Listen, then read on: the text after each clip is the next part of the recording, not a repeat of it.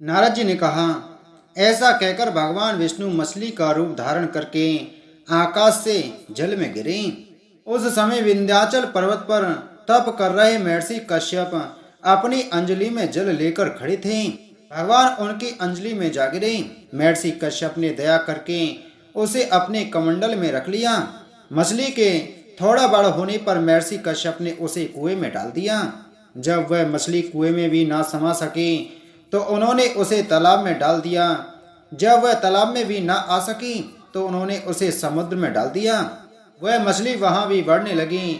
फिर मत्स्य रूपी भगवान विष्णु ने इस शंकासुर का वध किया और शंकासुर को हाथ में लेकर बद्री वन में आ गए।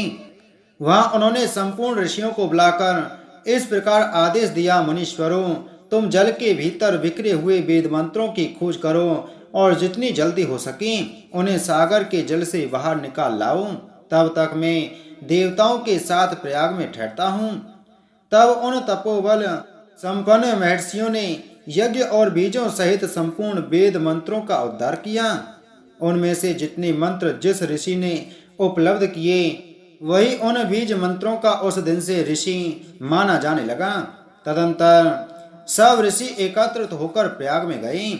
वहां उन्होंने ब्रह्मा जी सहित भगवान विष्णु को उपलब्ध हुए सभी वेद मंत्र समर्पित कर दिए।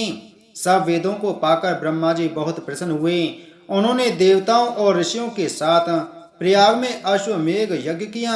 यज्ञ समाप्त होने पर सब देवताओं ने भगवान से निवेदन किया, देवादिदेव जगन्नाथ, इस स्थान पर ब्रह्मा जी ने खोए हुए वेदों को पुनः प्राप्त किया है और हमने भी यहाँ आपके प्रसाद से यज्ञ भाग पाए हैं।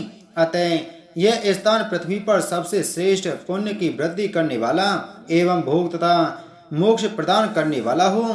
साथ ही यह समय भी महापुण्य में और ब्रह्मघाती आदि महापापियों की भी शुद्धि करने वाला हो तथा तय स्थान यहाँ दिए हुए दान को अक्षय बना देने वाला भी हो।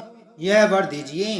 भगवान विष्णु बोले, देवताओं, तुमने जो कुछ कहा है वह मुझे स्वीकार है।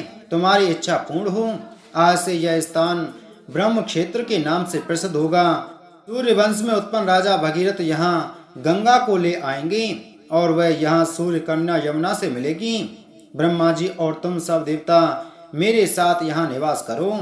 आज से यह तीर्थ तीर्थराज के नाम से विख्यात होगा। तीर्थराज के दर्शन से तत्काल सब पाप नष्ट हो जाएंगे। जब सूर्य मकर राशि में स्थित होंगे उस समय यहाँ स्नान करने वाले मनुष्यों के सब पापों का यह तीर्थ नाश करेगा।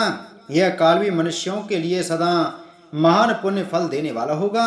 माघ में सूर्य के मकर राशि में स्थित होने पर यहाँ स्नान करने से सालोक्य आदि फल प्राप्त होंगे। देवादिदेव भगवान विष्णु देवताओं से ऐसा कहकर ब्रह्मा जी के साथ वहीं अंतर ध्यान हो गए। तत्पश्चात इंद्र आदि देवता भी अपने अंश से प्रयाग में रहते हुए वहां से अंतर ध्यान हो गए।